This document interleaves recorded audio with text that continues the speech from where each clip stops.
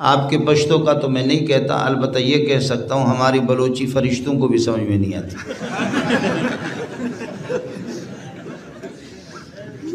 میں آج کل ہمارے حاجی صاحب اور امیر المومنین حضرت حاجی عمران خان صاحب،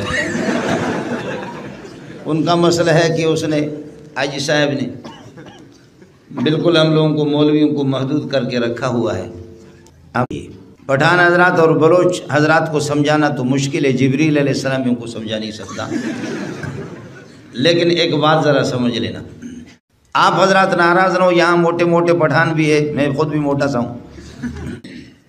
گدھا اگر یہاں پر آپ کے درمیان میں آ جائے، گدھا جانتے ہو، خر، پختوں کے خر ہوئے،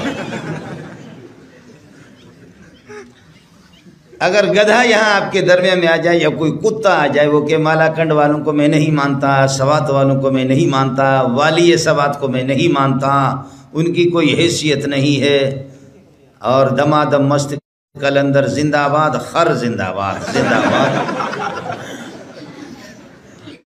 دمبے دو قسم کے ہوتے ہیں، دمبے جانتے ہو، پختوں کے سوائے، گڑ۔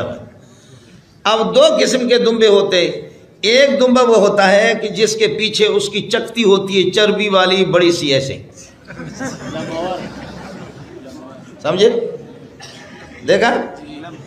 میں اس دمبے کی بات کر رہا ہوں جس کے پیچھے چربی والی بہت بڑے، وہ چکتی ہوتی ہے، چکتی، سمجھے؟ اس کی شرمگاہ چھپی رہتی ہے۔ اور ایک دمبا پنجاب کا ہوتا ہے ایسے ہی، اس کی شرمگاہ چھپی ہوئی نہیں تھی، یا جیسے کہ بکری کو آپ نے دیکھا ہوگا کہ بکری کی شرمگاہ چھپی نہیں رہتی۔ اب بکری اٹھ کر کے وہ دمبے کو کہے، چکتی والے کو کہے کہ تمہاری شرمگاہ ظاہر ہے، تو بغیرت دونوں میں کون سا ہے؟ آپ کو سمجھ میں نہیں آئے؟ بکری وہ اٹھ کر کے اس کو کہہ دے کہ تمہاری شرمگاہ کیا ہے، تمہاری شرمگاہ ڈھکی ہوئی نہیں ہے، چھپی ہوئی نہیں ہے، تمہاری شرمگاہ ظاہر ہے، دمبے کو کہہ دے تو دمبا یہی کہے گا میری اتنی بڑی چکتی ہے، میری شرمگاہ چھپی ہوئی ہے، تسی جڑا نا اپنے اس کو دیکھو، تم اپنی شرمگاہ کو دیکھو۔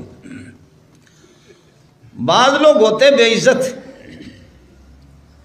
اور انگریز کے بوٹ پالش کرنے والے، لیکن وہ کہتے کہ حافظ صاحب کی کوئی حیثیت نہیں، مولوی صاحب کی کوئی حیثیت نہیں، قاری صاحب کی کوئی حیثیت نہیں ہے۔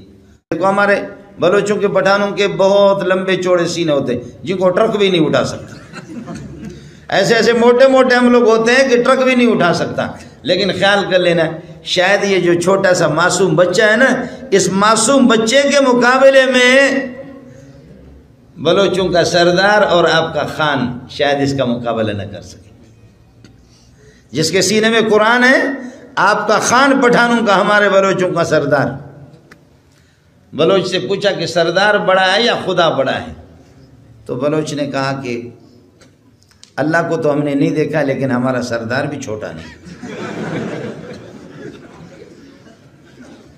بلوچ سے کہا کہ اللہ بڑا ہے یا تمہارا سردار؟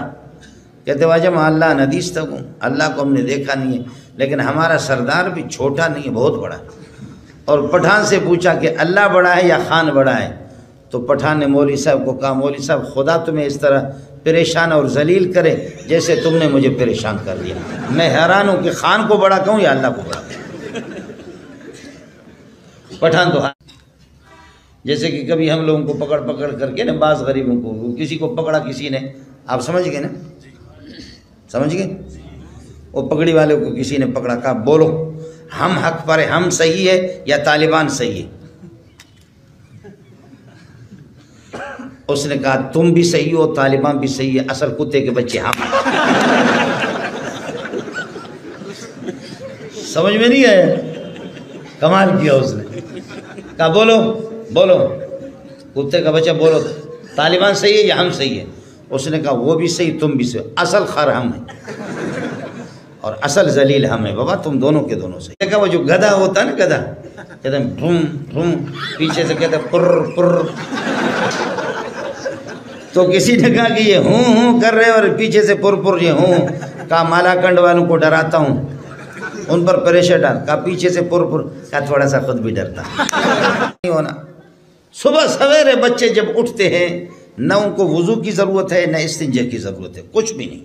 وضو استنجا کی نہیں، دیر ہو گئی ہے، اسکول میں دیر ہو گئی، لہذا اماں جی نے ڈبل روٹی کو لے کر کے چیرا، اس میں یہ کل مکھن لگایا یا اس میں کوئی چیز ایسے ڈبل روٹی اس کو دے دیا اور کریم لے کر کے بچے کے چہرے پر ایسے ایسے اس نے کر لیا اور پتلون اس کو پہنایا، ٹائی اس کو لگایا، چل اسکول پہ جا.